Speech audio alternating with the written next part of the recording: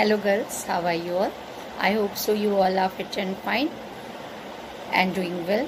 और आपने अब तक मैंने जितना भी पढ़ाया है उसको बहुत मन लगा के पढ़ा होगा और अपने नोट्स भी प्रिपेयर करे होंगे। हम लोग अभी तक एक पोएम और एक कहानी पूरी कर चुके हैं और नया चैप्टर हमने गद्य में बेटा शुरू किया है जिसका नाम है राष्ट्र का स्वरूप। और उसके जो लेखक हैं उस चैप्टर के डॉक्टर वासुदेव शरण अग्रवाल जी। अपने लास्ट वीडियो में मैंने उसकी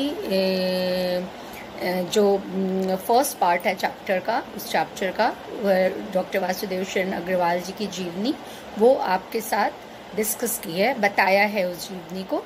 और आपसे मैंने ये भी कहा था कि आप इस जीवनी को अच्छे से एक बार और वीडियो सुनिएगा और इसके बाद जो है आप बुक से भी जीवनी पढ़िएगा और दोनों को मिला करके अपने बढ़िया नोट्स प्रिपेयर कर लीजिएगा जीवनी के, क्योंकि डॉक्टर वासुदेव शरण अग्रवाल जी की जीवनी जो है वो board examination point of view से इम्पॉर्टेंट जीवनी है। तो हम लोग आज बेटा चैप्टर शुरू करेंगे डॉक्टर वासुदेव शरण अग्रवाल जी का राष्ट्र के स्वरूप। थोड़ा सा इंट्रोडक्शन मैंने आपको लास्ट वीडियो में दिया है जिसमें कि मैंने बताया था कि एक राष्ट्र के स्वरूप के निर्माण के लिए जिन तथ्यों की, जिन बातों की ज़रूरत होती है उन बातों को डॉक्टर वासुदेव शरण अग्रवाल जी ने अपने इस चैप्टर में बताया है, जिसका कि नाम राष्ट्र का स्वरूप है। और इसमें 3 मुख्य आयाम जो हैं वो इस चैप्टर के हैं, जिसका कि नाम आपका है राष्ट्र के स्वरूप। और कौन कौन से हैं वो 3 आयाम? वो 3 आयाम हैं या वो 3 तत्व हैं, भूमि, जन और संस्कृति। तो इसमें सबसे पहले तो हम ये जान लें कि जो राष्ट्रीयता है वो सब लोगों के लिए बहुत आवश्यक है। राष्ट्रीयता की भावना सारे लोगों के लिए आवश्यक है और हम जो हैं वो अपनी पृथ्वी माँ के, पृथ्वी माता के या जन्मभूमि के भौतिक स्वरूप को जो है वो गहराई से समझने का यहाँ प्रयास करें।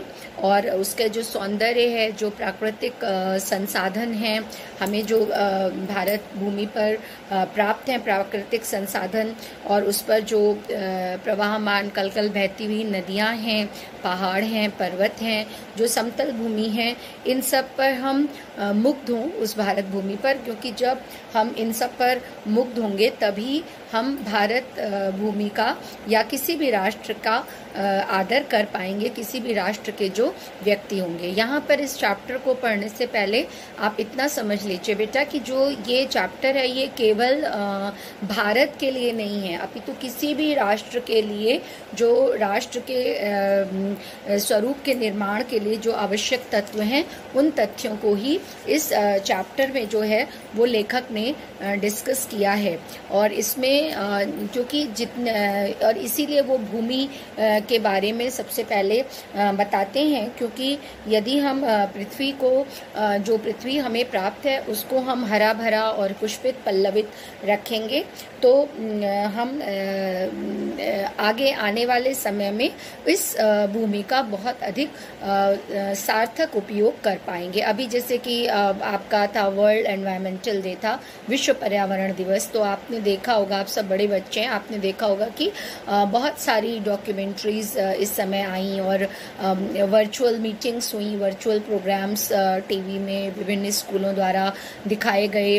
और सब ने यही कहा कि जिस ऑक्सीजन की इतनी किल्लत अभी कोविड के समय में हुई, वो ऑक्सीजन पेड़ लगाने से ही बढ़ेगी, पेड़ लगाने के द्वारा ही उस ऑक्सीजन को हम बढ़ा पाएंगे। और पेड़ हमको कहाँ लगाने होंगे? भूमि पर लगाने होंगे। तो जब हम उस भूमि से प्रेम करेंगे तभी हम वहाँ का एनवायरनमेंट जो है वो सही कर पाएंगे। इसके अलावा ये यहाँ पर ये भी कहते हैं कि उस भूमि पर जो पेड़ पौधे और लता पुंज आदि हैं उनकी जानकारी यदि हमें रहेगी तो हमें राष्ट्रीयता की भावना का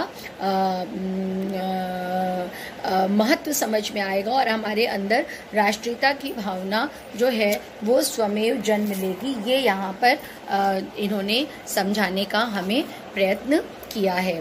उसके बाद वो वो किसी भी भूमि के बारे में यहाँ पर डॉक्टर वासुदेव अग्रवाल जी ये भी कह रहे हैं कि जो भूमि है उसके गर्भ में जो है वो हीरा, जवाहरात, सोना, चांदी, तांबा, कोयला आदि न जाने कितनी धातुएं और खनिज जो हैं वो भरे पड़े हैं। और हमको अगर हम अपने भारत देश में देखते हैं तो हिमालय और उससे जो कलकल बहती हुई नदियां हैं वो आपको दिखाई देंगी। वो कलकल बहती नदियां जो हैं वो किस तरह से भारत भूमि का श्रृंगार करती हैं, भारत भूमि को अच्छा समझाती हैं, ये आप देखेंगे और भारत भूमि का एक अच्छा परिदृश्य प्रस्तुत करती हैं। तो ये बात भी आप अपने चैप्टर में बीच में व्याख्या में लिख सकते हैं। लेकिन आपको मेन ये बात समझना है कि ये चैप्टर जो है वो केवल एक देश की राष्ट्रीयता की भावना की वजह से नहीं, बल्कि सारे राष्ट्रीय भावनाओं की, सभी राष्ट्रों के विकास के लिए लिखा गया है कि किसी भी राष्ट्र का विकास हम कैसे कर पाएंगे।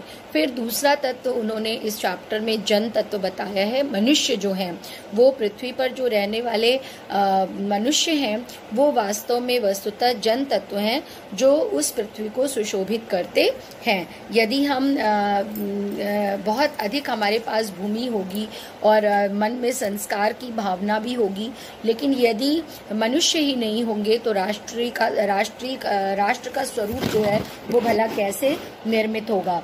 तो ये चीज़ भी आपको यहाँ पर बेटा ध्यान रखनी है। फिर जो जन तत्व हैं वो राष्ट्र के निर्माण में महत्वपूर्ण रूप से सहायक होंगे। और हम ये कह सकते हैं कि जो इन्होंने इस चैप्टर में, जब मैं आपको लाइन बाय लाइन पढ़ाऊंगी तो आप देखेंगे कि वो यहाँ पर कह रहे हैं कि जो भूमि है वो माता है और मैं उसका पुत्र हूँ।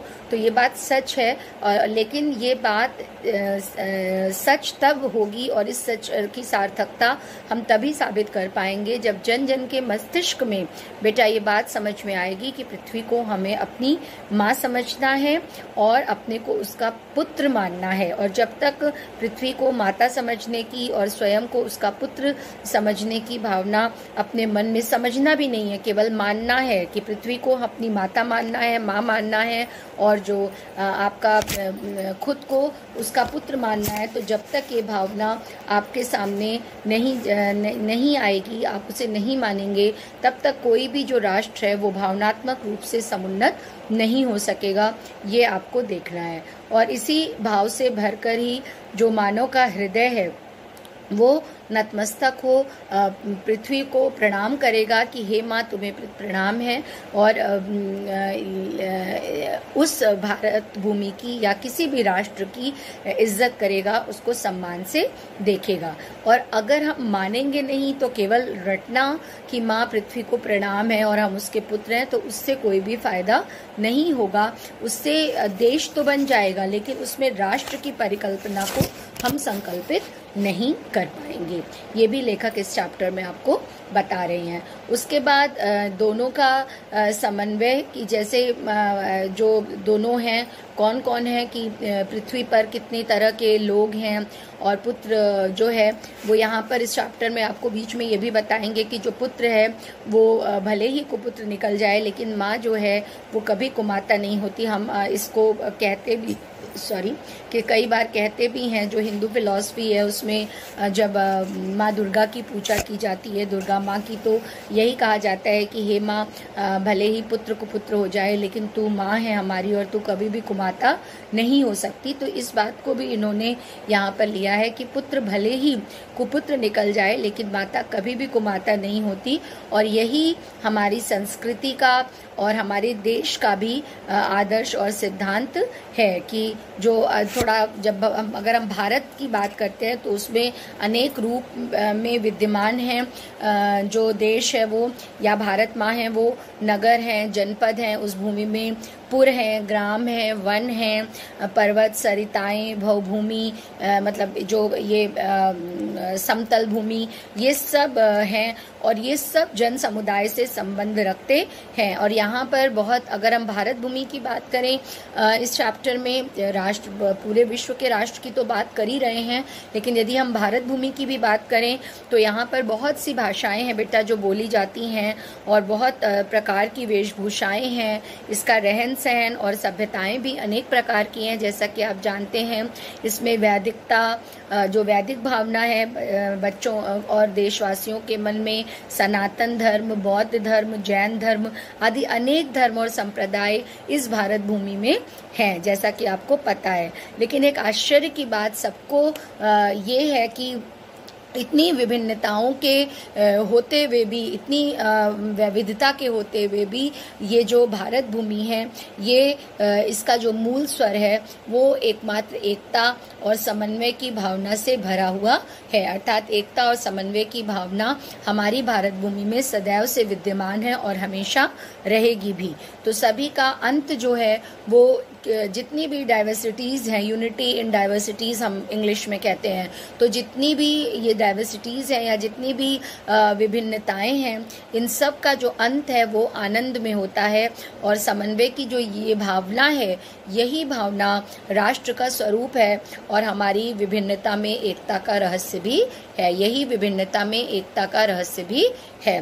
फिर आप देखेंगे कि जो तीसरा तत्व है, इसके आगे इतनी बातों के बाद डॉक्टर वासुदेव शरण अग्रवाल जी हम लोगों को बताते हैं कि जो तीसरा तत्व इसका है संस्कृति, वो संस्कृति भी जो है वो राष्ट्र के स्वरूप का जो है वो तीसरा अंग है। तीसरा महत्वपूर्ण अंग जो है वो राष्ट्र का संस्कृति है। पहला तत्व कौन सा है? भूमि। दूसरा तत्व है जन और तीसरा तत्व है संस्कृति। मैं एक बार आपको शॉर्ट में पूरा चैप्टर समझा दे रही हूँ कि क्या इस चैप्टर में वास्तव में है। तो ये जो संस्कृति है भारत की या किसी भी राष्ट्र की, उसका जो सबसे महत्वपूर्ण अंग जो है वो संस्कृति ही कहा जाता है। और इसके अंतर्गत क्या क्या आएगा? तो संस्कृति के अंतर्गत मानव जाति की जो युगों की सभ्यता है, रीति रिवाज है, कार्य प्रणालियाँ, धर्म, उपासना और जो पोशाक है, जो वेशभूषा हम धारण करते हैं, वो सारा उसकी संस्कृति के अंदर आता है।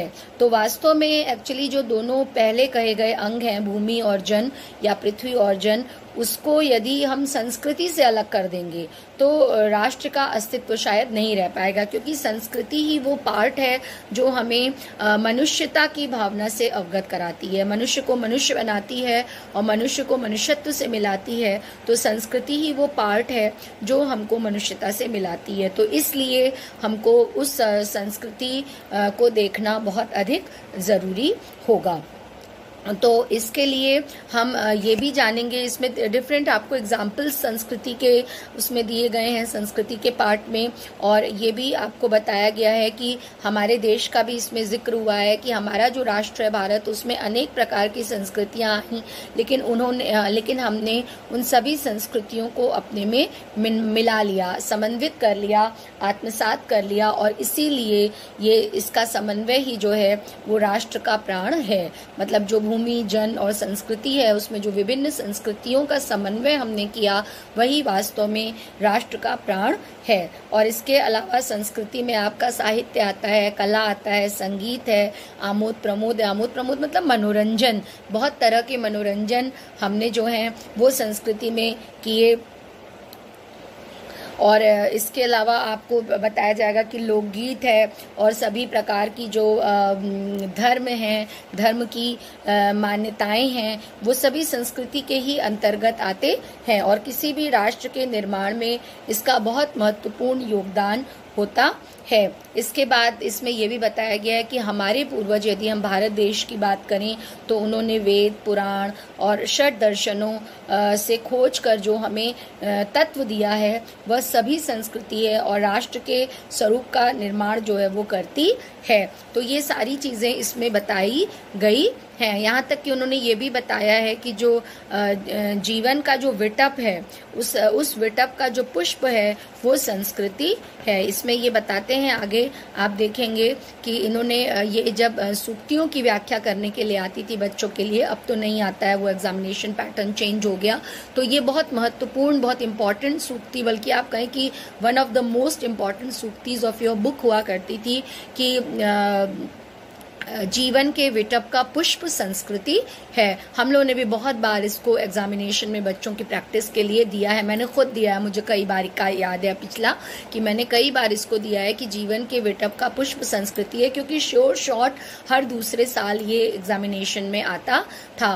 तो अब जबकि सीबीएसई पैटर्न पर आधारित है आपका कोर्स, तो हो सकता है कि इसमें जब ये पैराग्राफ दे दिया जाए और उसको रेखांकित कर दिया जाए और उसमें बताया जाए कि जीवन के विटप का पुष्प संस्कृति है, तो जब हम लोग पढ़ेंगे और वो आएगा वो पंक्ति आएगी तो मैं आपको बताऊंगी कि उसकी व्याख्या और आप अच्छे से कैसे कर सकते हैं। तो इस तरह से इस चैप्टर में हम बेटा ये देखते हैं कि लेखक भूमि, जन और संस्कृति के समन्वित रूप को ही राष्ट्र का स्वरूप मानते हैं, और ये वास्तव में सच प्रतीत होता है, सचमुच ये सच में प्रतीत होता है कि हाँ, किसी भी राष्ट्र के निर्माण के लिए हम जो हैं वो जो परिकल्पना करते हैं वो इस बात की करते हैं कि उसमें भूमि, जन और संस्कृति हो। ठीक है, तो एक तरह से आपका ये चैप्टर मैंने कंप्लीट कर दिया, मतलब एक इंट्रोडक्शन और समरी चैप्टर की बता दी, जिससे कि आपको ये समझ में आए कि इस चैप्टर में क्या है, जिससे कि आपको ये समझ में आए कि इस चैप्टर में क्या है, तो वो मैंने आपको बता दिया। ठीक है, तो इसके बाद हम लोग चलिए थोड़ा सा बुक में देखते हैं कि क्या दिया हुआ है।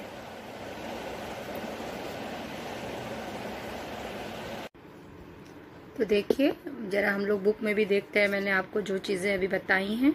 वैसे तो राष्ट्र का स्वरूप में जो भी मुख्य तत्व हैं और राष्ट्र के स्वरूप में लेखक जो बात कहना चाहते हैं वो मैंने आपको ऑलरेडी बता दी है, लेकिन थोड़ा हम इस चैप्टर में लेखक की दृष्टि भी देखेंगे और लेखक क्या कहना चाहते हैं, जो बातें मैंने बताई हैं उसके अतिरिक्त इसके बारे में थोड़ा सा हम लोग बात करेंगे। मैंने आपको ये बता दिया है कि ये जो निबंध है पृथ्वी पुत्र निबंध संग्रह से राष्ट्र का स्वरूप निबंध जो है वो लिया गया है, और इसलिए इससे भी हम निबंध की ही संज्ञा देंगे राष्ट्र के स्वरूप को।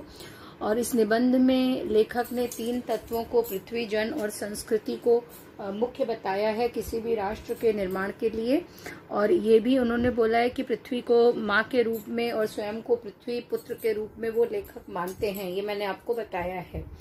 तो अब इस चैप्टर में अलग अलग 3 पार्ट हैं। ये देखिए इधर भूमि, और उसके बाद इधर पीछे जन, और फिर संस्कृति। ये संस्कृति शब्द यहाँ पर लिखा हुआ है। तो ये तीनों पार्ट को किस तरह से लेखक क्या कहना उसमें चाहते हैं, चलिए हम थोड़ा सा इसमें देखते हैं। सर्वप्रथम है बेटा, स्टार्ट कर रहे हैं हम चैप्टर भूमि। भूमि पर बसने वाला जन और जन की संस्कृति, इन तीनों के सम्मिलन से राष्ट्र का स्वरूप बनता है। ये मैं आपको ऑलरेडी बता चुकी हूँ कि जो भूमि है, भूमि पर बसने वाले जो लोग हैं और उन लोगों की जो संस्कृति है, इन तीनों के सम्मिलित रूप को हम राष्ट्र का स्वरूप कहते हैं। या जब हम किसी भी राष्ट्र की परिकल्पना करते हैं तो उसके लिए 3 चीजें जरूरी हैं, भूमि, भूमि पर बसने वाले लोग और लोगों की संस्कृति। फिर नेक्स्ट पैराग्राफ देखिए, ये इम्पोर्टेंट पैराग्राफ है।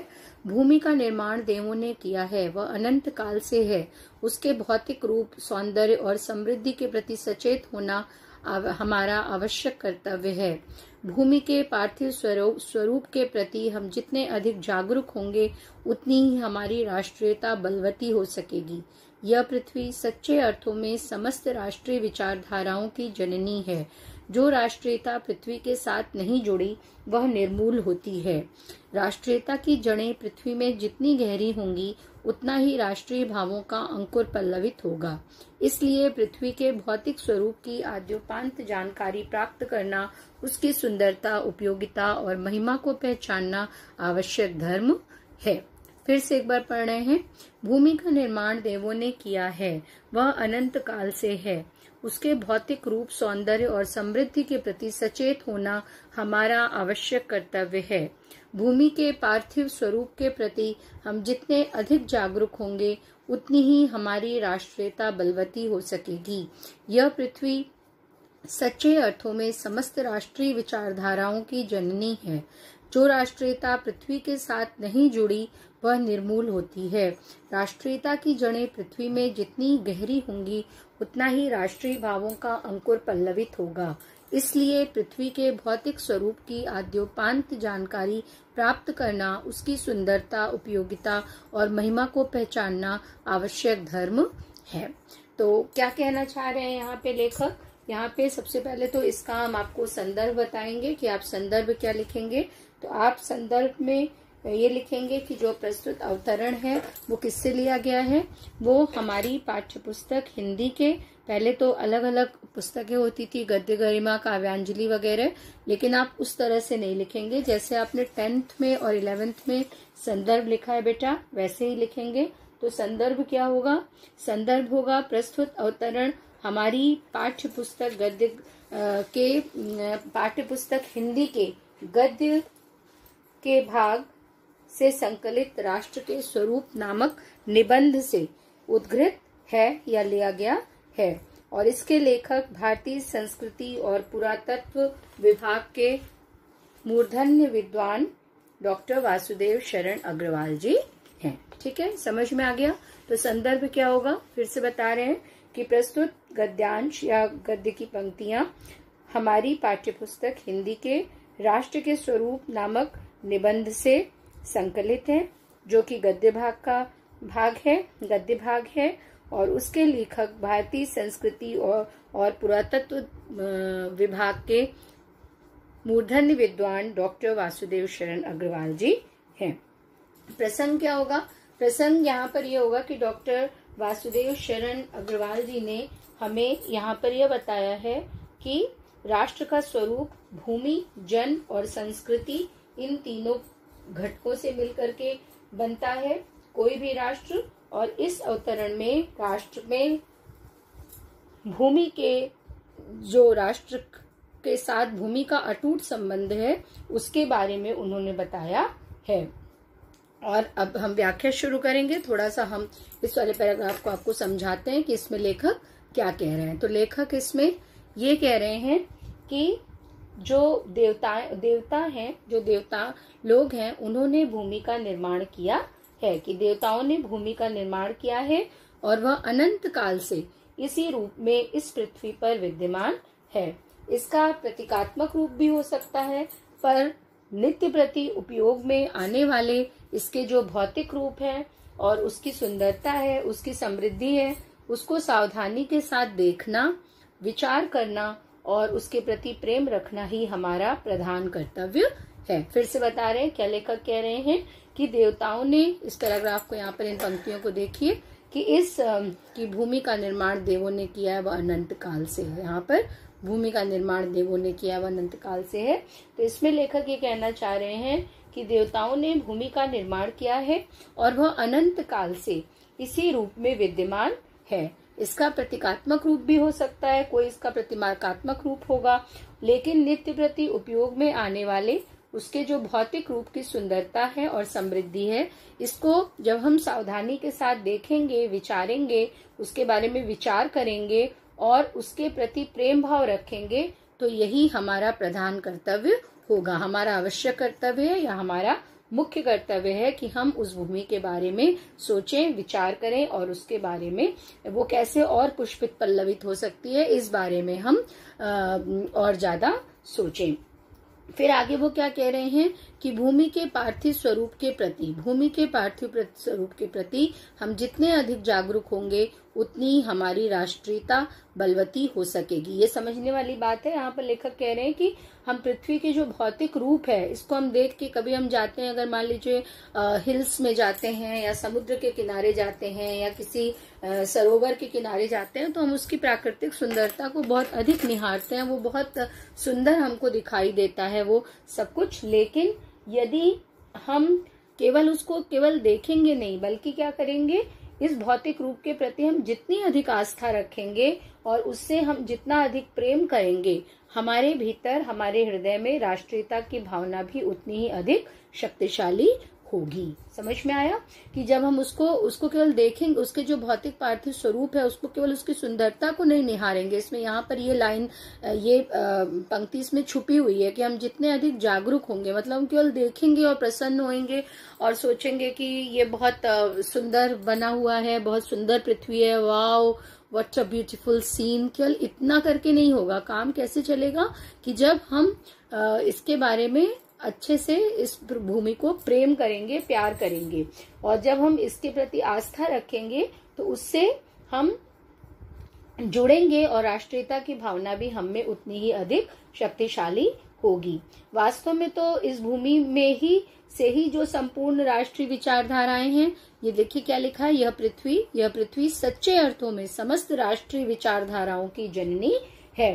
तो क्या कहना चाह रहे हैं वो ये कहना चाह रहे हैं कि वास्तव में इस भूमि से ही संपूर्ण राष्ट्रीय विचारधाराओं का जन्म हुआ है, क्योंकि जब तक हमारी आवश्यकताओं की पूर्ति के लिए भूमि नहीं होगी, तब तक हमारी राष्ट्रीय विचारधारा को पनपने का आधार भी नहीं मिलेगा। क्योंकि हमारे पास जब जो राष्ट्रीयता पृथ्वी के साथ नहीं जुड़ी, वह निर्मूल होती है। आगे वो ये भी कह रहे हैं कि जो राष्ट्रीयता, यदि हम भूमि के साथ अपनी राष्ट्रीय भावना को नहीं जोड़ेंगे, तो वह बिना मूल के, बिना जड़ के होगी। तो फिर से इसको बता रहे हैं हम कि वास्तव में वो क्या कहना चाह रहे हैं कि वास्तव में तो इस भूमि से ही संपूर्ण राष्ट्रीय विचारधाराओं का जन्म हुआ है, क्योंकि जब तक हमारी आवश्यकताओं की पूर्ति के लिए भूमि नहीं होगी, तब तक हमारी राष्ट्रीय विचारधारा के पनपने का आधार ही हमें नहीं मिलेगा। और जिस राष्ट्रीयता का संबंध, फिर ये लाइन देखिए, जो राष्ट्रीयता पृथ्वी के साथ नहीं जुड़ी वह निर्मूल होती है। इसका क्या मतलब हुआ? इसका मतलब हुआ कि जो भी राष्ट्रीयता हमारी यदि पृथ्वी के साथ नहीं होगी, भूमि के साथ नहीं होगी, तो वह निर्बल होगी और निर्बलता के कारण वह व्यर्थ होगी। जो राष्ट्रीयता की भावना है वो भूमि के साथ जितनी दृढ़ता से संलग्न होगी, यहाँ पर क्या लिखा है इन्होंने कि राष्ट्रीयता की जड़ें पृथ्वी में जितनी गहरी होंगी, उतना ही राष्ट्रीय भावों का अंकुर पल्लवित होगा। राष्ट्रीयता की भावना या जड़ें पृथ्वी में जितनी अधिक गहरी होंगी, उतना ही राष्ट्रीय भावों का अंकुर पल्लवित होगा। इसका मतलब ये है कि राष्ट्रीयता की भावना भूमि के साथ जितनी दृढ़ होगी, जितनी दृढ़ता से संलग्न होगी, वह उतना ही अधिक पुष्ट और विकसित होगी। इसलिए पृथ्वी के भौतिक स्वरूप की आद्योपांत जानकारी प्राप्त करना, उसकी सुंदरता, उपयोगिता और महिमा को पहचानना आवश्यक धर्म है। और इसलिए वो क्या कहते हैं कि अतएव राष्ट्रीयता के विकास के लिए भूमि के भौतिक स्वरूप को, ज्ञान को, उसकी सुंदरता, उपयोगिता और महिमा को पहचानना हमारे लिए आवश्यक है। एक बार फिर से बता रहे हैं लास्ट लाइन का अर्थ, कि वो कह रहे हैं कि इसलिए राष्ट्रीयता के विकास के लिए भूमि के भौतिक स्वरूप को, ज्ञान को, उसकी सुंदरता, उपयोगिता और महिमा को पहचानना ही आवश्यक होगा। समझ में आ गया? तो ये पैराग्राफ काफी इम्पोर्टेंट पैराग्राफ है बेटा बोर्ड की दृष्टि से, और इसका हम साहित्यिक सौंदर्य भी आपको साथ में बता रहे हैं। इस पैराग्राफ को आप मेरा वीडियो दोबारा देख करके और अपनी कॉपी में, फेयर कॉपी में जरूर नोट करिएगा। साहित्यिक सौंदर्य या काव्यगत सौंदर्य चूंकि अब आपसे अलग तरीके से पूछा जाता है, तो वो मैं आपको बता दे रही हूँ कि यहाँ पे मनुष्य जीवन और भूमि के संबंध की जो घनिष्ठता है उसको लेखक ने प्रकट किया है। फिर भूमि को राष्ट्रीय विचारधाराओं का स्रोत मान करके उसके अस्तित्व को बनाए रखने पर उन्होंने बल दिया है। भाषा जो है वो परिष्कृत है, सरल है, सुबोध है और परिमार्जित है। भाषा कैसी है? परिष्कृत है, सरल है, सुबोध है और परिमार्जित है। शैली कौन सी है? शैली यहाँ पर गंभीर है और विवेचनात्मक है। शैली गंभीर और विवेचनात्मक है। ठीक है, समझ में आ गया? भाषा फिर से बता रहे हैं, भाषा सरल, सुबोध और परिमार्जित, सरल, सुबोध और परिमार्जित है, और शैली गंभीर और विवेचनात्मक है। शैली गंभीर और विवेचनात्मक है। तो इसको आप यहाँ पर लिखिएगा। फिर नेक्स्ट पैराग्राफ देखिए, ये इस कर्तव्य की पूर्ति से लेकर के और नया उजाला दिखाई देगा, यहाँ तक आएगा।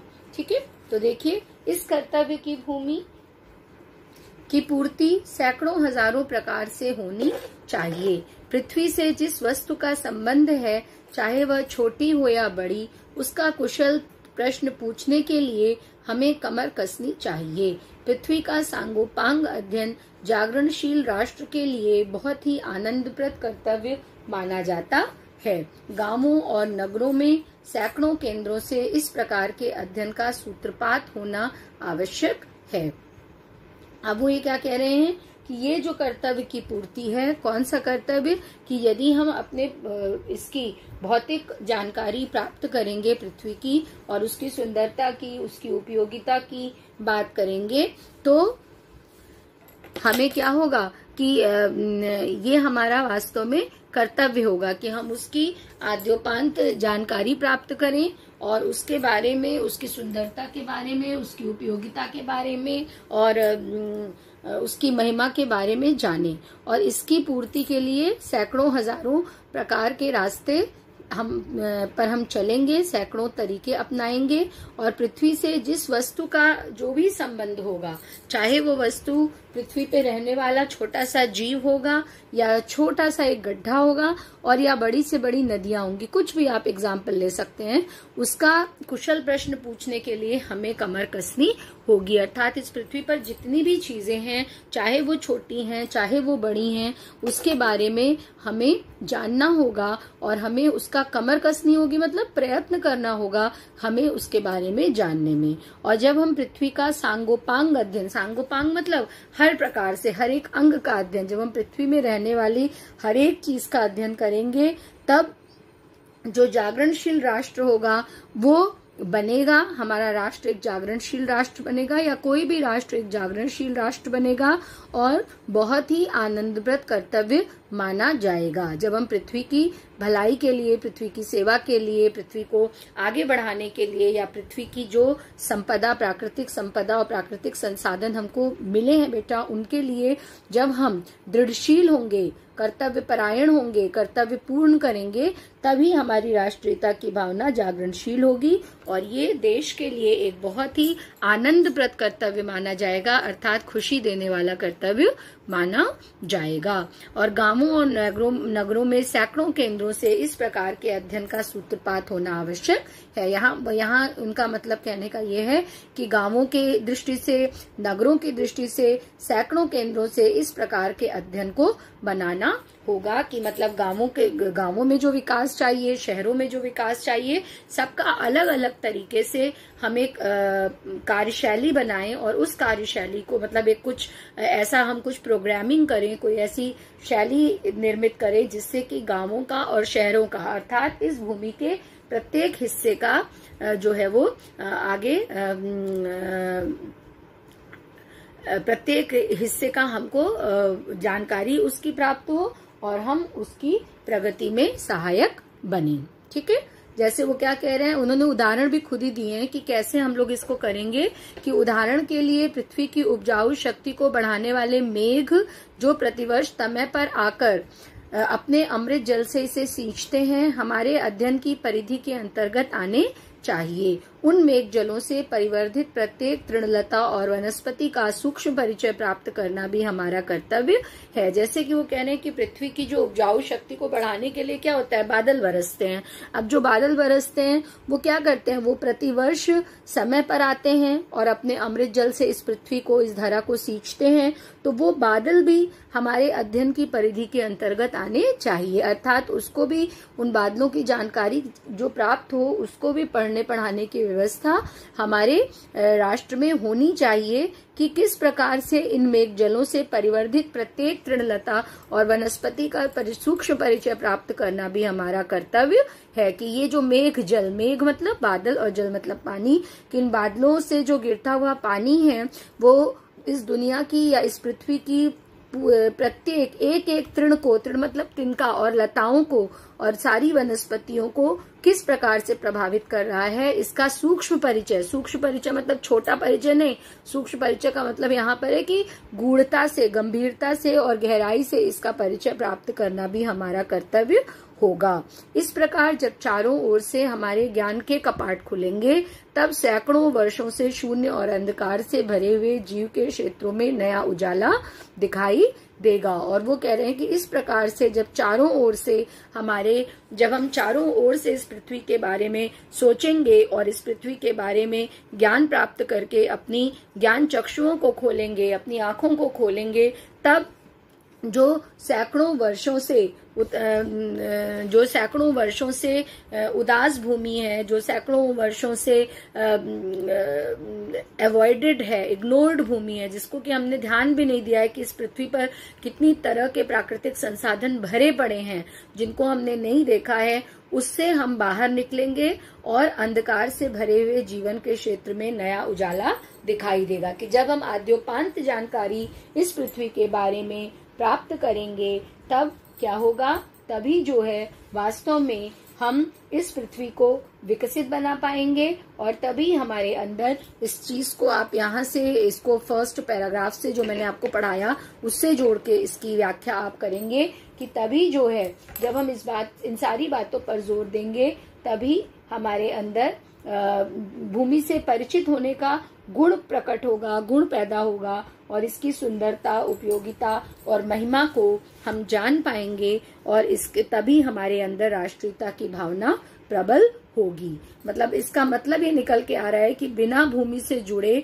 जो राष्ट्रीयता विकसित होगी वह निर्मूल होगी और वो टिकाऊ नहीं होगी। इसलिए हमको यहाँ पर राष्ट्रीय भावनाओं को उजागर करने के लिए और राष्ट्रीयता की भावना को बलीभूत करने के लिए या राष्ट्रीयता की जननी को स्वीकार करने के लिए हमें ऐसा करना ही होगा कि हम सूक्ष्म से सूक्ष्म चीज का भी पृथ्वी के बारे में पता लगाएं और उसी के अनुसार हम पृथ्वी को अच्छा बनाएं, पृथ्वी को बढ़िया बनाएं, पृथ्वी के बारे में हम सारी चीजें सोचें। और जहां से जिस तरीके से हम पृथ्वी की उन्नति, कुछ चीजें इसमें देखिए अपने आप आपको समझनी होंगी, अर्थ निकालना होगा। ऐसा लिखा हुआ है कि मतलब तभी हम, जब हम जानकारी किसी चीज की प्राप्त करेंगे तभी तो हम उसको अच्छा बना पाएंगे, और तभी हम वास्तव में पृथ्वी के विकास के लिए कार्य करेंगे। जो इसमें लिखा है कि सैकड़ों वर्षों से शून्य और अंधकार से भरे जीवन के क्षेत्रों में नया उजाला दिखाई देगा। जो सैकड़ों वर्षों से पृथ्वी शून्य में पड़ी है, अंधकार में पड़ी है, उस अंधकार से भरे हुए जीवन के क्षेत्रों में नया उजाला दिखाई देगा। अर्थात जब हम सूक्ष्म से सूक्ष्मतर चीजों की जानकारी पृथ्वी के बारे में प्राप्त करेंगे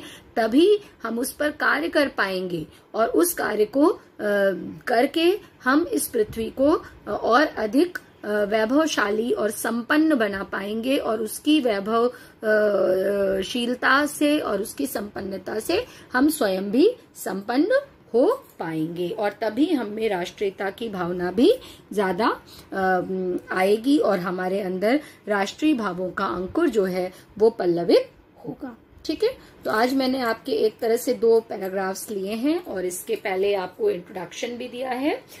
तो आज के लिए इतना ही, क्योंकि फिर आपके लिए ज्यादा हो जाएगा और थोड़ा सा कठिन चैप्टर भी है ये। तो मैंने जो इंट्रोडक्शन आपको बेटा बताया है उस इंट्रोडक्शन को पढ़ना, उस इंट्रोडक्शन को समझना, और उसके बाद इस पैराग्राफ को समझना, और उसके बाद अपने शब्दों में इसकी व्याख्या अपनी कॉपी में लिखना, ये आपका आज का होमवर्क है। ठीक है, और इसको आप जरूर करिएगा क्योंकि ये एक इम्पॉर्टेंट चैप्टर है। और जैसे जैसे हम आपको पढ़ा रहे हैं, ये ध्यान दीजिएगा कि जैसे जैसे हम आपको पढ़ा रहे हैं वैसे वैसे आप अपने नोट्स जो है उसको प्रिपेयर करते चलिए। उसको जो है नोट्स जब आप प्रिपेयर करेंगे तब क्या होगा, जब आप नोट्स प्रिपेयर करेंगे साथ में तो आपको बाद में कोई प्रॉब्लम नहीं होगी जब भी आपको एग्जामिनेशन के लिए बोला जाएगा। नहीं तो फिर अचानक से आपको कॉपी मांगी जाएगी या आपसे नोट्स की प्रिपेयर करने को कहा जाएगा तो आप परेशान होंगे। तो साथ साथ मेरे इसको पढ़ते रहिए। फिर नेक्स्ट वीडियो में मिलते हैं, तब तक के लिए bye, God bless you, thank you.